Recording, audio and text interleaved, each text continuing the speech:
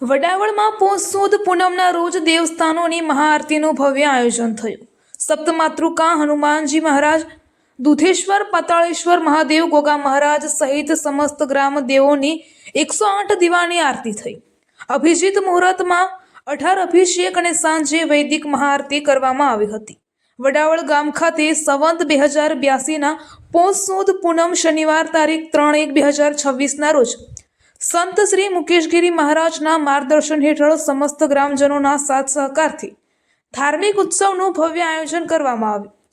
આ દિવસે દુધેશ્વર મહાદેવ, પાતાળેશ્વર મહાદેવ, સપ્તમાતૃકા માતાજી, સિદ્ધાંબિકા માતાજી, અંબાજી માતાજી, હનુમાન દાદા, ગોગા મહારાજ તેમજ સમસ્ત ગામખેડાના દેવોની 108 દીવાની મહાઆરતી કરવામાં આવી હતી.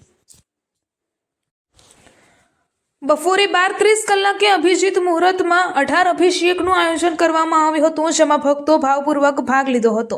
ત્યારબાદ સાંજે વૈદિક પદ્ધતિથી મહાઆરતીનો દિવ્ય કાર્યક્રમ થયો હતો. ગામ પાદર દેવો દેવતાઓના મંદિરે હજારો દીવડાઓ પ્રગટાવવામાં આવ્યા હતા, જેને લઈને ગ્રામ દેવતાઓનું દિવ્ય વાતાવરણમાં જોવા મળ્યું હતું. આ સમગ્ર કાર્યક્રમ સપ્તમાતૃકા મંદિરેથી થયું હતું, જેમાં મોટી સંખ્યામાં ગ્રામ લોકો ઉપસ્થિત રહી આ ધાર્મિક કાર્યક્રમનો સુંદર લાભ લીધો હતો. આજે માં ભગવતીનો પ્રાગટ્ય દિવસ છે, જગદંબિકાનો.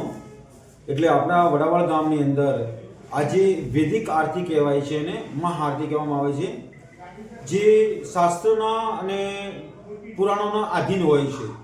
આજે એમ કહેવાય છે કે જગતજનની માં ભગવતી આજે એમને પ્રાગટ્ય થયા હતા. એટલે આજે એમ કહેવાય છે કે ઘણા લોકો કુંભ મેળો કહેવાય છે. તો આજે મારા વડાવાળ ગામની અંદર કુંભ મેળા જેવી જ માં ગંગાની ધારા વહેતી હોય એવી આજ માં આરતી કરી અને અમે ખૂબ જ આનંદ કર્યો છે. સમસ્ત ગામજણ ભેગા થઈ અને અમારું અહીંયા મૈત્રીકાળ વખતનું સાનિધ્ય માં ભગવતી જગદંબિકાનું છે. એ આદિકાળથી આવે છે.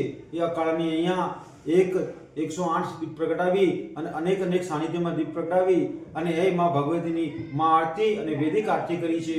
અને બપોરના સમયે અભિષેક કરવામાં આવ્યો હતો, જે અભિષેક 18 ભાર વનસ્પતિનો અભિષેક હોય છે. તો આ 18 ભાર વનસ્પતિ એ જગતમાં આપણે એમ કહેવાય છે કે ધર્મના અનુશાસન પ્રમાણે આ 18 અભિષેક 18 વનસ્પતિની વૈદિક અભિષેક કરવામાં આવ્યો હતો. તો આજે અમારા ગામ વડાવાળની અંદર સમસ્ત ગામજનો ભેગા થઈ અને 18 અભિષેક કર્યા છે.